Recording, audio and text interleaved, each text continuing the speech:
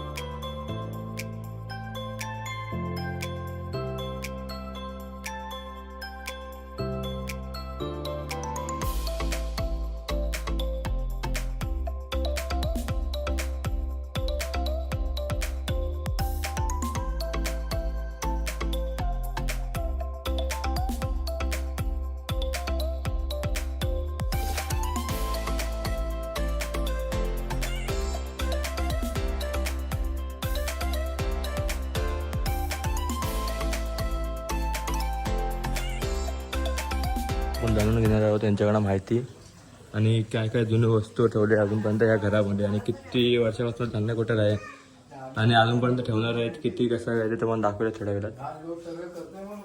तुम्ही आता बघाच, हे त्यांचं घर आहे. जुन्या काळातले फोटो, ब्लॅक अँड व्हाईट होता की मांडणी वगैरे नसते जुन्या काळामध्ये. ते आता ह्या टायमाला असे जुन्या काळामध्ये असे भिंतीला असे हे करून त्यामध्ये सामान वगैरे ठेवायचे. हे बघा कसे हे केलेले आहेत भिंतीमध्ये बिना मांडण्यासाठी. त्या घरामध्ये आई बाबा राहतात, त्यांच्याकडनं जरा माहिती काढून घेऊया. बाबा तुमचं नाव काय? माझं नाव सुरेश कांबलेकर. सुरेश कांबलेकर.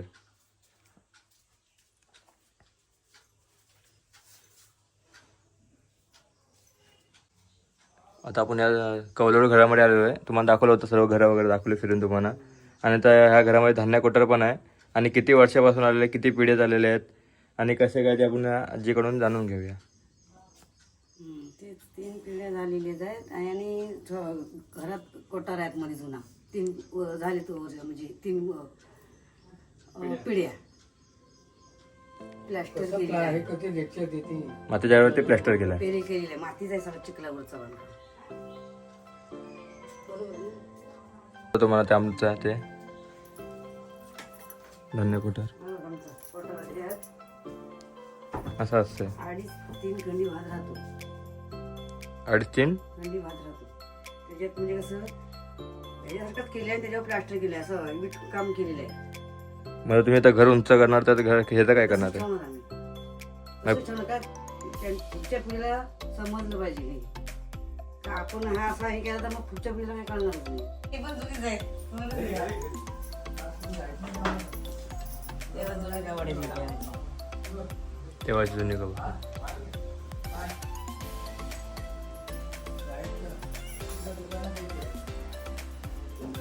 बरं, बाकी कोणी येत नसतं फॅमिलीमधले? येतात ते गणपतीला, शिमग्याला, दिवाळीला, आणि सगळे कुटुंब 4 कुटुंब येतात इथं. गावचा घर म्हणजे असं म्हणजे हे करायसाठी, म्हणजे कार्यक्रम वापर याचा करायचा. आणि मिक्सरच्या जागी पाटा, याच्यावरती वाटण वगैरे करायचं. हे बघा, हे टोचा त्याच्याची वगैरे सर्व भरपूर ह्या घरामध्ये जुनी वस्तू सर्व भेटतील अवेलेबल. बरेच जुन्या वस्तू. हे बघा कलबत्ते बघा. हे कशासाठी वापरायचे? भात काढायची, जाता जेवणी भात काढायची असा. इथं वाईन लागलं तरी वाईन काढल्याची तिथे ठेवलाय, बाहेर एक आहे. आणि जे तांदूळ साडायची, तांदूळ घरातच खऱ्या करायची, दळणं पण घरात. जे आता चक्की आल्या तेव्हा दळायची तांदूळ. आम्ही पण लग्न आजोबा काय म्हणायचे, देवाला मोदकाला घरातला दळायचा. आता चक्कीवरून आणतात. आता सगळं आयदा तरी आजार पडतात, उगाच काय आजारी पडतात. बरोबर ना. हो भात सडायचे वेगळे, ते तांदूळ सडलं की ते भात चांगला होतो. आता आपण भात चक्की देत होतो. आणि आमच्या आईपासून भात अगदी कणकुड्याच्या भाकऱ्या खायची तेव्हाची. आता ह्या म्हणजे ह्या घरात एकदम जुने भरपूर जुन्या गोष्टी आहेत. सगळं जुनं आहे म्हणजे तसं सगळं जुनं आहे. आणि आणि भात चांगलं हे पण व्यवस्थित कणकुड्या चांगलं भाकऱ्या ठेवलेलं आहे. खायची दळून घरात हातावर भाकऱ्या. व्यवस्थित आणि तसं ह्यांनी व्यवस्थित ठेवलेलं आहे. कलर वगैरे सगळं कलर व्यवस्थित सारखा केलं. मारता येईल काय, सारवायचो भिंती या अशा भिंती सारवायचो. कोरीव काम केलं आता नाही. मग देवाचं जातातच कोणता असू बद्दल एवढे माहिती कशाला?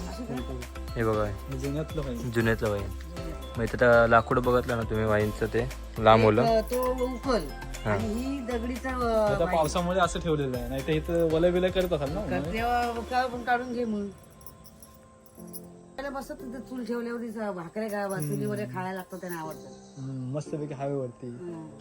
आणि ती धान्य कोटर कोणाला माहित होती आणि कोणाला माहिती आहे आताच्या पिढीला, तर कमेंट करून मला नक्कीच कळवा आणि जास्तीत जास्त लोकांना शेअर करा. बाय.